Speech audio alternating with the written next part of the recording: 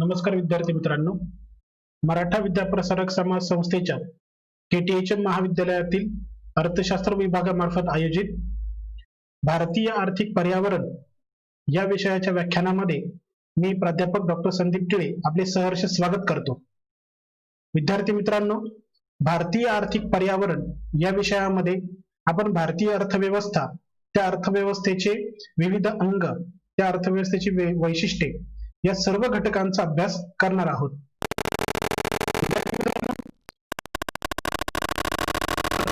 कला या शाखेच्या पहिल्या सत्रामध्ये आपल्याला अभ्यासक्रम निश्चित करून दिलेला आहे।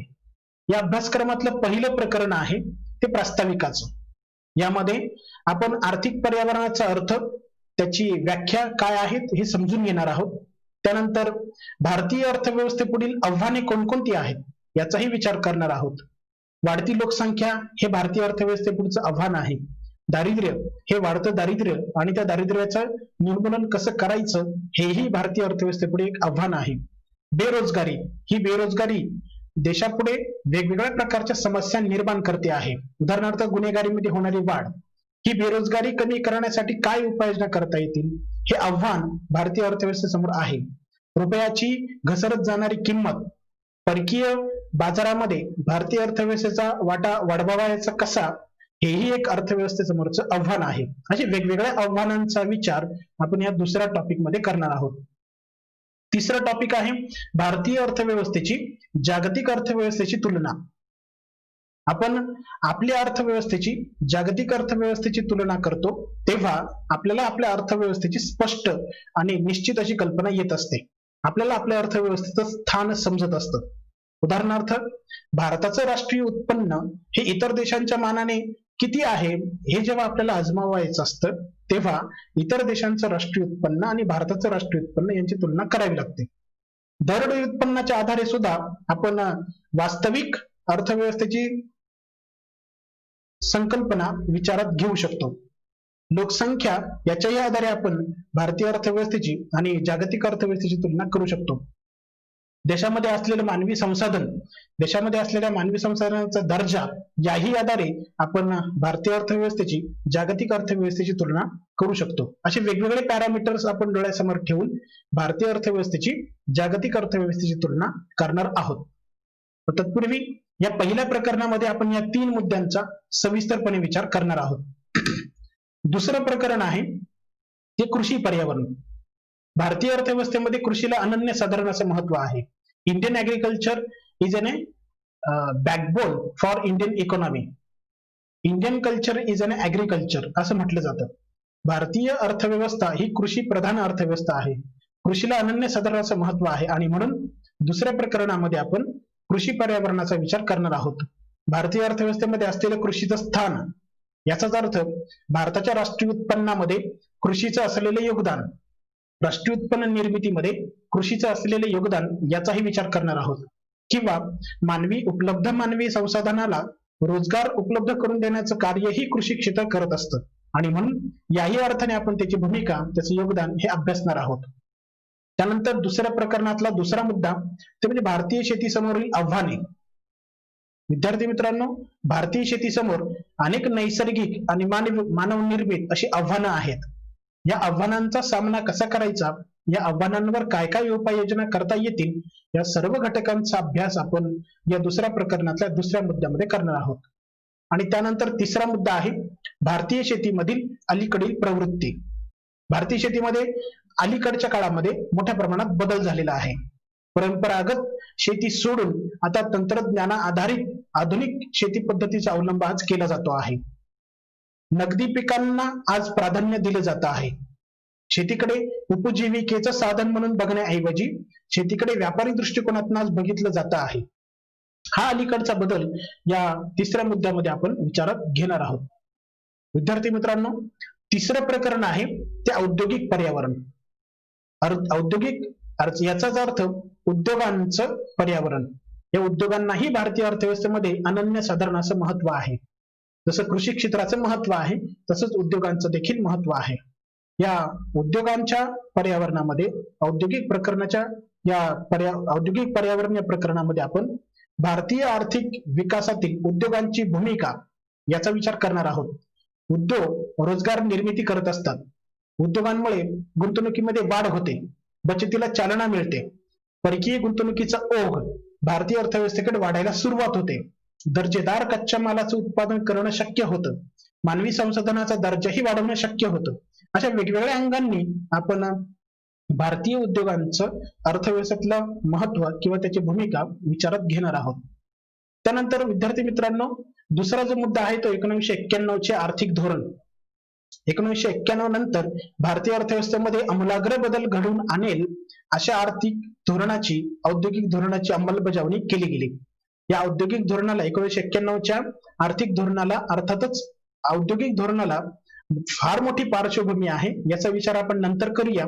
पण 1991च्या आधी भारतीय अर्थव्यवस्था जी बंदिस्त अर्थव्यवस्था म्हणून ओळखली जात होती, ती अर्थव्यवस्था मुक्त अर्थव्यवस्था म्हणून ओळखली जाऊ लागलेली आहे.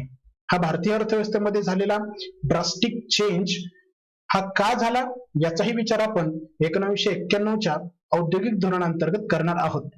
या 1991च्या औद्योगिक धोरणाची वैशिष्ट्ये, त्यामध्ये शासनाने अंमलात आणलेल्या उपाययोजना, या सर्वांचा विचार आपण 1991च्या औद्योगिक धोरणांतर्गत करणार आहोत. तिसरा जो मुद्दा आहे तो भारतीय उद्योगांसमोरील आव्हाने. आजही भारतीय उद्योगांसमोर परकीय उद्योगांच्या स्पर्धेचं फार मोठं आव्हान आहे. या परकीय उद्योगांच्या स्पर्धेमध्ये टिकून राहणं हे भारतीय उद्योगांना अत्यंत जिकिरीचं जातं आहे. त्यांच्या उत्पादनाची क्षमता आणि भारतीय उद्योगांच्या उत्पादनाची क्षमता याची तुलना जर केली तर यामध्ये आपल्याला फार मोठा फरक जाणवेल. आणि म्हणूनच ही उत्पादन क्षमता वाढवायची कशी, उत्पादन खर्च कमी करून दर्जेदार माल उत्पादित कसा करावयाचा, यासारखी आव्हाने या भारतीय उद्योगांसमोर आहेत. आणि या सर्व आव्हानांचा विचार आपण भारतीय उद्योगांसमोरील आव्हाने या टॉपिक मध्ये करणार आहोत. त्यानंतर चौथा मुद्दा आहे तो म्हणजे सूक्ष्म, लघु आणि मध्यम उद्योग. या टॉपिक मध्ये आपण सूक्ष्म, लघु आणि मध्यम उद्योगांची जी वर्गवारी शासनाने केलेली आहे गुंतवणुकीच्या आधारे, की किती लाखांपर्यंत गुंतवणूक संबंधित उद्योगांमध्ये केलेली असते, त्या गुंतवणुकीच्या मर्यादेच्या आधारे आपण सूक्ष्म, लघु आणि मध्यम या तीनही उद्योगांची रचना लक्षात घेणार आहोत. आणि त्यानंतर या सूक्ष्म, लघु आणि मध्यम उद्योगांचीही अर्थव्यवस्थेतली भूमिका, त्यांचं महत्व याचा विचार आपण करणार आहोत. त्यानंतर चौथा मुद्दा आहे तो म्हणजे भारतीय बहुराष्ट्रीय कंपन्या. बहुराष्ट्रीय कंपन्या याचा अर्थ की ज्या राष्ट्रीय कंपन्यांचं मुख्यालय हे एका देशामध्ये आहे, परंतु त्यांचा शाखीय विस्तार मात्र इतर देशांमध्ये झालेला आहे. भारतामध्ये अशा अनेक कंपन्या आहेत, भारतीय कंपन्या आहेत की ज्या विदेशामध्येही कार्य करत आहेत. टाटा स्टील कंपनी आहे, किंवा हिंदाल्को आहे, किंवा रिलायन्स इंडस्ट्री आहे, किंवा बिर्ला इंडस्ट्री आहे. अशा अनेक इंडस्ट्रीज आहेत, किंवा LIC आहे, SBI आहे, यांचेही विदेशामध्ये मोठ्या प्रमाणात शाखीय विस्तार झालेला आहे. आणि त्या भारतीय कंपन्या, भारतीय उद्योग परदेशामध्ये आपल्या सेवा देत आहेत. तर अशा प्रकारे आपण या सर्व अभ्यासक्रमाचा विचार या ठिकाणी करणार आहोत. विद्यार्थी मित्रांनो, तत्पूर्वी आर्थिक पर्यावरण आणि त्या पर्यावरणाचा अर्थ किंवा व्याख्या काय आहेत याचाही आपण विचार करूया. म्हणजेच आर्थिक पर्यावरणाचा अर्थ आपण समजून घेऊया. सर्वप्रथम विद्यार्थी मित्रांनो, आर्थिक पर्यावरण ही बाह्य घटकांवर आधारित ही व्याख्या केलेली आहे. बाह्य घटक, आर्थिक पर्यावरणावर परिणाम करणारे सर्व बाह्य घटक म्हणजे आर्थिक पर्यावरण होय.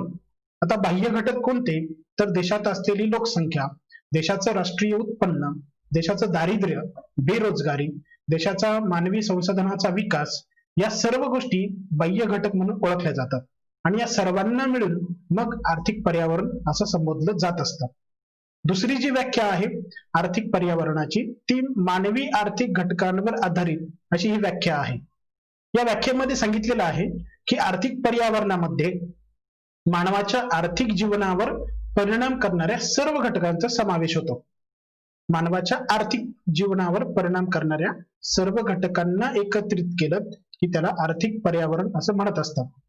उदाहरणार्थ, देशातली कर रचना, देशातली खर्च व्यवस्था, सरकार करत असलेला खर्च आणि सरकार आकारत असलेला कर, या कर आणि खर्चाचा मानवाच्या आर्थिक जीवनावर परिणाम होत असतो आणि म्हणून या परिणाम करणाऱ्या घटकांसह आर्थिक पर्यावरण असं म्हटलेलं आहे. तिसरी जी व्याख्या केलेली आहे ती खरेदीच्या सवयीच्या आधारावर केलेली आहे. खरेदीच्या सवयी म्हणजेच उपभोक्ते आणि व्यवसायांच्या खरेदीच्या सवयीवर परिणाम करणाऱ्या सर्व बाह्य घटकांना आर्थिक पर्यावरण असं म्हणत असतात. पुन्हा तेच की शासनाची कर रचना, शासनाची गुंतवणूक धोरणं, शासनाच्या बचतीच्या योजना कशा प्रकारच्या आहेत, प्रभावी आहेत, त्यानुसार उपभोक्ते आणि व्यवसाय संस्था यांची खरेदी शक्ती ही ठरत असते. त्याचा खरेदी शक्तीवर परिणाम हा होत असतो. म्हणजेच उपभोक्ते आणि व्यवसायांच्या खरेदी शक्तीवर परिणाम करणाऱ्या सर्व बाह्य घटकांना आर्थिक पर्यावरण असं म्हणत असतात. चौथी व्याख्या केली आहे ती व्यवसायाची कार्यपद्धती. विद्यार्थी मित्रांनो, व्यवसायाच्या कार्यपद्धतीवर परिणाम करणाऱ्या आर्थिक घटकांना देखील आर्थिक पर्यावरण असं म्हणत असतात.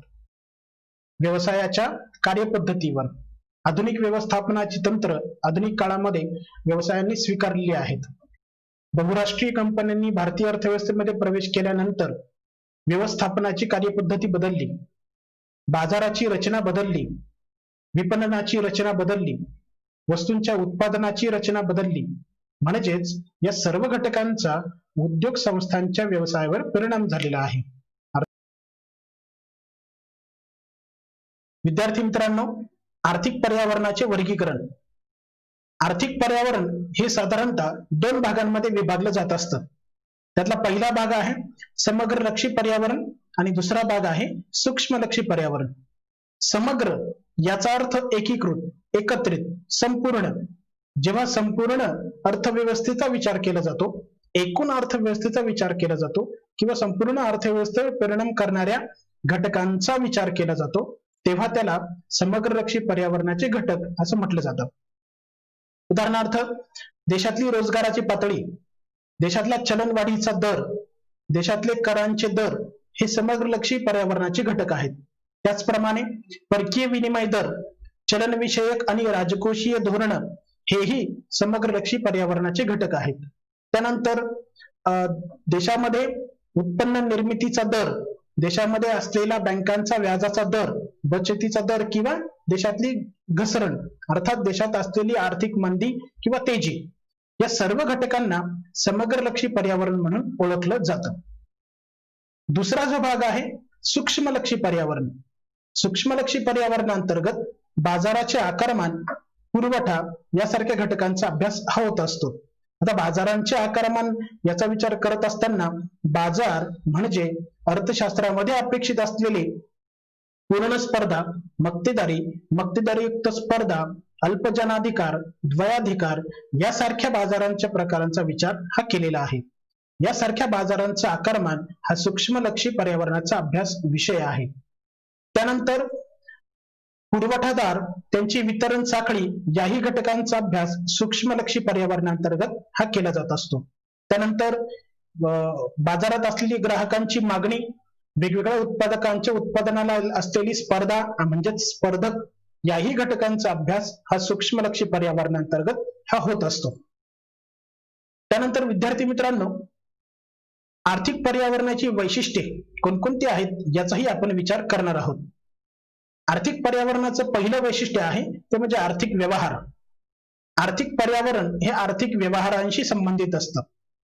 देशातलं शासन, देशातले नागरिक, देशातल्या उद्योग संस्था, व्यवसाय संस्था ज्या काही वेगवेगळ्या प्रकारच्या खरेदी आणि विक्रीचे व्यवहार करतात त्यांना आपण आर्थिक व्यवहार असं म्हणत असतो.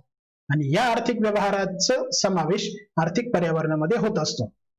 विद्यार्थी मित्रांनो, आर्थिक पर्यावरणाचं दुसरं वैशिष्ट्य आहे ते म्हणजे गतिशीलता. आर्थिक पर्यावरण हे गतिशील असतं. अर्थव्यवस्था ही गतिशील असते. सातत्याने अर्थव्यवस्थेमध्ये बदल हा होत असतो. कालांतराने अर्थव्यवस्थेमध्ये बदल हा होत असतो. अर्थव्यवस्थेमध्ये कधी उच्चावचने येत असतात, अर्थव्यवस्थेमध्ये कधी मंदी येते, अर्थव्यवस्थेमध्ये कधी तेजी येत असते.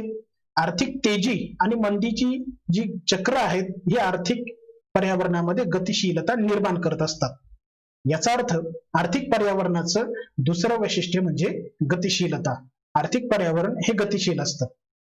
तिसरं वैशिष्ट्य आहे आर्थिक पर्यावरणाचे प्रकार.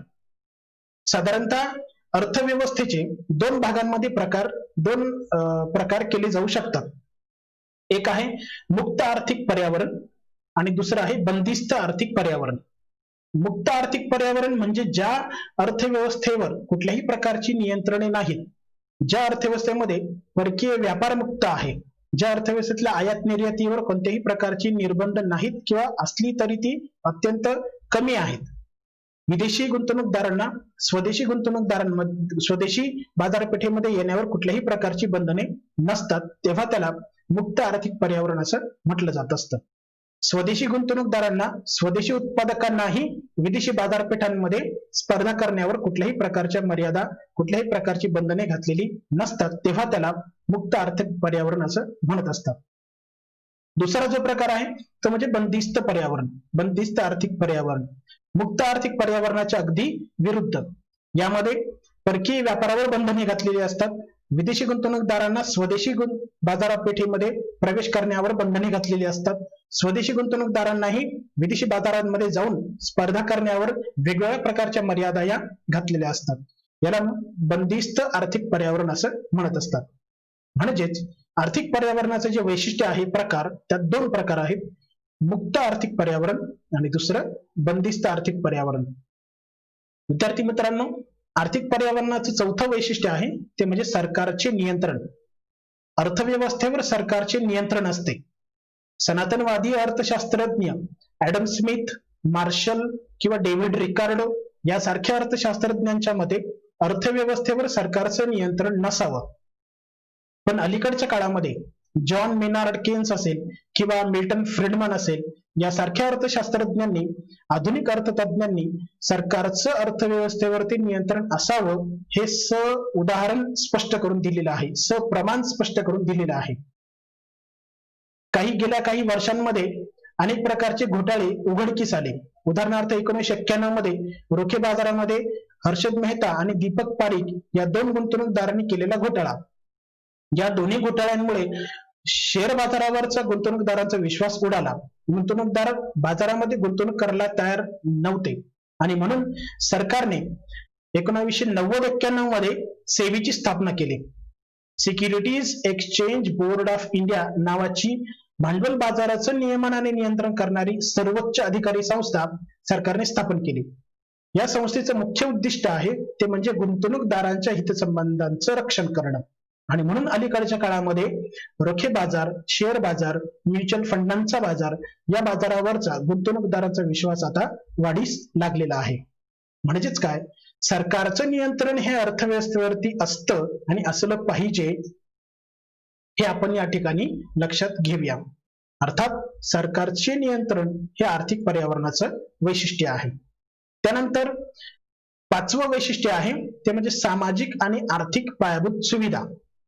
सामाजिक पायाभूत सुविधांमध्ये शिक्षण, आरोग्य, सांडपाण्याची व्यवस्था, वाहतुकीची व्यवस्था या बाबींचा विचार केला जाऊ शकतो. आर्थिक पायाभूत सुविधांमध्ये बँका, विमा, उद्योग व्यवसाय संस्था यासारख्या घटकांचा विचार हा केला जाऊ शकतो. म्हणजेच काय, आर्थिक पर्यावरणामध्ये सामाजिक आणि आर्थिक पायाभूत सुविधाही या येत असतात. विद्यार्थी मित्रांनो, आर्थिक पर्यावरणावर परिणाम करणारे वेगवेगळ्या प्रकारचे घटक आहेत. काही राजकीय घटक आहेत, काही सामाजिक घटक आहेत, काही सांस्कृतिक, काही तांत्रिक घटक आहेत, काही शैक्षणिक घटक आहेत. अशा सामाजिक, सांस्कृतिक, राजकीय, सामाजिक वेगवेगळ्या घटकांचा अर्थव्यवस्थेवरती परिणाम होत असतो, आर्थिक पर्यावरणावरती परिणाम होत असतो. त्यातला सर्वात महत्वाचा, सर्वप्रथम विचारात घेण्यायोग्य घटक म्हणजे राजकीय घटक. विद्यार्थी मित्रांनो, राजकीय घटकांचा अर्थव्यवस्थेवरती परिणाम होत असतो. राजकीय घटक म्हणजे उदाहरणार्थ अमेरिकेमध्ये अध्यक्षीय लोकशाही आहे आणि भारतामध्ये संसदीय लोकशाही आहे. अध्यक्षीय लोकशाही व्यवस्थेअंतर्गत, राजकीय व्यवस्थेअंतर्गत साधारणतः करांचे दर हे सर्वोच्च असतात, उच्च असतात, खर्चावर मर्यादा घातलेल्या असतात. पण संसदीय लोकशाहीमध्ये, की जी भारतामध्ये स्वीकारलेली आहे, यामध्ये करांचे दर मर्यादित ठेवण्यावरती बंधने घातलेली असतात. त्याचप्रमाणे खर्च मात्र मोठ्या प्रमाणात करण्यावरती शासन भर देत असतं. म्हणजेच काय, कल्याणकारी राज्याची संकल्पना ही या ठिकाणी स्वीकारलेली असते आणि सर्वांचं कल्याण करायचं यासाठी खर्च वाढवण्यावर आणि कर कमी करण्यावर भर शासनाने दिलेला असतो. अशा प्रकारे देशातली जी काही अर्थव्यवस्थेवरती परिणाम करणारे घटक आहेत ती राजकीय घटक ते अर्थव्यवस्थेवरती कसा परिणाम करतात याचा विचार आपण केलेला आहे. कोणत्या प्रकारची राजकीय व्यवस्था त्या देशामध्ये स्वीकारलेली आहे त्यावरून त्या अर्थव्यवस्थेचं पर्यावरण हे ठरत असतं. जर देशातल्या राजकीय घटकांनी समाजवादी समाज रचनेचे धोरणाचा स्वीकार केला तर याचा अर्थ ते पर्यावरण समाजवादी समाज रचनेचं होईल.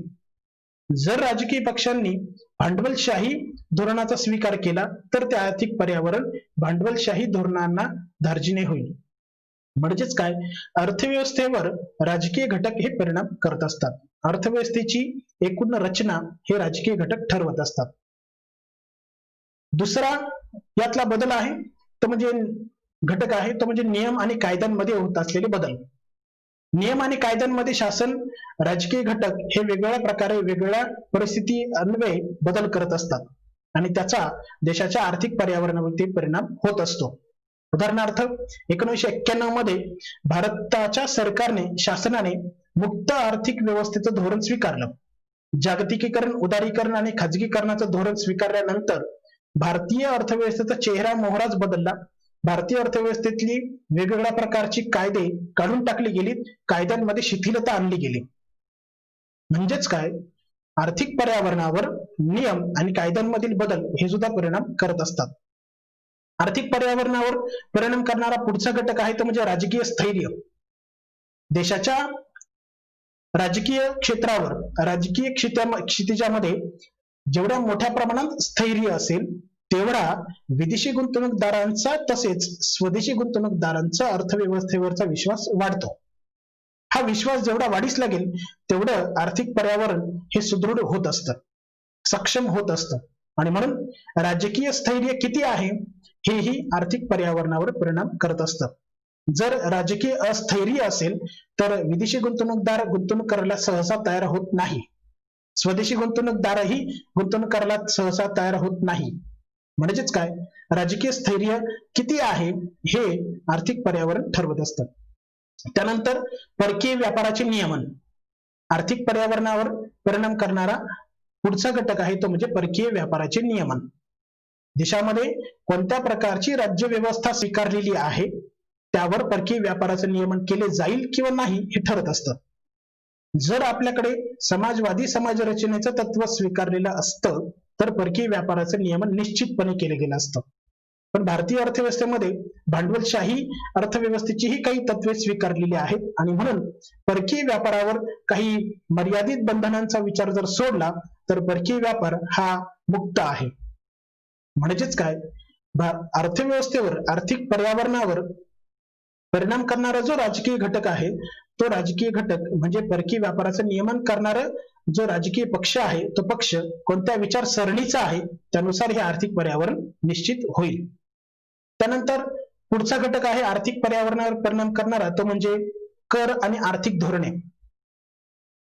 देशातला राजकीय पक्ष, देशाचं नेतृत्व करणारा जो राजकीय पक्ष आहे तो कोणत्या विचारसरणीचा आहे त्याच्या विचारसरणीनुसार देशांच्या अर्थव्यवस्थेमध्ये कर आकारणी केली जाईल, आर्थिक धोरणाची निश्चिती केली जाईल आणि ह्या कर आकारणीनुसार आणि आर्थिक धोरणांनुसार त्या देशाचं पर्यावरण हे निर्माण होत असतं. म्हणजेच काय, तो राजकीय पक्ष कोणत्या विचारसरणीचा पुरस्कर्ता आहे त्यानुसार कर आणि आर्थिक धोरणांची अंमलबजावणी तो करत असतो. त्यानंतर विद्यार्थी मित्रांनो, त्या देशामध्ये असलेले कामगार कायदे 1991 नंतर भारतामध्ये मुक्त व्यापार धोरण स्वीकारलं गेलं आणि म्हणून कामगार संघटना आणि कामगार सौदा शक्ती ही कमी होत गेली. पण तत्पूर्वी बंदिस्त अर्थव्यवस्थेमध्ये मात्र वेगवेगळ्या प्रकारच्या कामगार संघटना वेगवेगळ्या राजकीय पक्षांच्या नेतृत्वाखाली काम करत होत्या. All India Trade Union Congress किंवा Indian National Trade Union Congress किंवा हिंदू मजदूर सभा अशा वेगवेगळ्या प्रकारच्या कामगार संघटना वेगवेगळ्या राजकीय नेतृत्वाखाली काम करत होत्या आणि ह्या कामगार संघटनांचा अर्थव्यवस्थेवरती फार मोठा दबाव होता आणि म्हणजेच काय, कामगार संघटनांनी मग स्वतःच्या कामगारांना फायदे मिळवून देण्याच्या दृष्टीने शासन व्यवस्थेवरती दबाव निर्माण करून कायदे निर्माण केले गेले आणि कामगारांना न्याय मिळवून देण्याचा प्रयत्न त्यांनी केला. अर्थात देशातल्या कामगारांना न्याय मिळवून देणारे कामगार कायदे हे आर्थिक पर्यावरणावरती परिणाम हे करत असतात. ठीक आहे. तर अशा अर्थाने हे आर्थिक पर्यावरणावर परिणाम करणारे राजकीय घटक होते. त्यानंतर आर्थिक पर्यावरणावर परिणाम करणारे तांत्रिक घटक. विद्यार्थी मित्रांनो, तांत्रिक घटकांमध्ये 2 प्रकारचे बदल अपेक्षित आहेत. पहिला बदल आहे तो वाढीव बदल. वाढीव बदल म्हणजे काय, तर वस्तू निर्माण करण्याच्या प्रक्रियेत उत्क्रांती करून वस्तूमध्ये बदल घडवून आणला जातो. म्हणजेच काय, उत्पादन करण्याची क्षमता वाढवली जाते आणि वस्तूचा दर्जा, वस्तूची गुणवत्ताही सुधारली जाते, वाढवली जात असते. याला वाढीव बदल असं म्हणत असतात. उदाहरणार्थ, काही वर्षांपूर्वी सर्वसाधारण मोबाईल आज अँड्रॉइड मोबाईल मध्ये रूपांतरित झालेले आहेत. अनेक प्रकारच्या सेवा या मोबाईल मध्ये आपल्याला उपलब्ध झालेल्या आहेत. हा तांत्रिक बदल आहे आणि हा तांत्रिक बदल आर्थिक पर्यावरणावरती निश्चितच परिणाम करत असतो. त्यानंतर दुसरा बदल आहे तो म्हणजे मूलगामी बदल. मूलगामी बदल याचा अर्थ पूर्णपणे नवीन वस्तू अथवा पूर्णपणे बदल केले जातात. नव्यानेच नवीन वस्तू निर्माण करून ती वस्तू बाजारामध्ये आणली जात असते आणि हेही तांत्रिक घटक आर्थिक पर्यावरणावरती परिणाम हे करत असतात. त्यानंतर विद्यार्थी मित्रांनो, आर्थिक पर्यावरणावर परिणाम करणारे काही सामाजिक घटक देखील आहेत. त्यातला पहिला घटक आहे लोकसंख्या. देशामध्ये उपलब्ध असलेली कुशल लोकसंख्या ही औद्योगिक विकासाला सहाय्यक असते. स्किल्ड मॅनपॉवर हे औद्योगिक विकासाला अत्यंत हितकारी असतं. देशातल्या नागरिकांचं स्किल जेवढं जास्त तेवढं औद्योगिक विकास हा वेगाने होत असतो. म्हणजेच काय, लोकसंख्या आणि त्या लोकसंख्येत उपलब्ध असणारं कुशल मनुष्यबळ हे औद्योगिक पर्यावरण ठरवत असतं, आर्थिक पर्यावरण हे ठरवत असतं. त्यानंतर बेकारी, दारिद्र्य, उपासमार, अनैतिकता याही घटकांचा आर्थिक पर्यावरणावरती परिणाम होत असतो. एकूण लोकसंख्येमध्ये बेरोजगार लोकसंख्या जर जास्त असेल तर आर्थिक पर्यावरणावरती विपरीत परिणाम होत असतो. उपासमारी जर जास्त असेल तर त्याचाही आर्थिक पर्यावरणावरती विपरीत परिणाम होत असतो. म्हणजेच लोकसंख्येच्या अनुषंगाने आपण आर्थिक पर्यावरणावर परिणाम करणारे हे सामाजिक घटक विचारात घेऊ शकतो. त्यानंतर दुसरा मुद्दा आहे तो म्हणजे शिक्षण व्यवस्था. शिक्षण व्यवस्थेचा देशाच्या कृषी, उद्योग आणि व्यापारावरती प्रभाव पडलेला असतो. शिक्षण व्यवस्थेअंतर्गत संशोधन आणि विकासाला जे प्राधान्य दिलं जातं त्याचा आर्थिक विकासावरती परिणाम होत असतो. शिक्षण व्यवस्थेअंतर्गत उपलब्ध होणारं दर्जेदार मनुष्यबळ हे आर्थिक विकासाला सहाय्यक ठरत असतं आणि ते आर्थिक पर्यावरणाची निर्मिती करत असतात. त्यानंतर तिसरा घटक आहे तो म्हणजे सांस्कृतिक घटक. कामगार किंवा व्यवस्थापन, विपणन, विक्री किंवा वितरण यासारख्या घटकांचा परिणाम हा आर्थिक पर्यावरणावरती होत असतो आणि हे सगळे सांस्कृतिक घटक हेही सामाजिक घटक म्हणून ओळखले जातात की जे आर्थिक पर्यावरणावरती परिणाम करत असतात. धन्यवाद.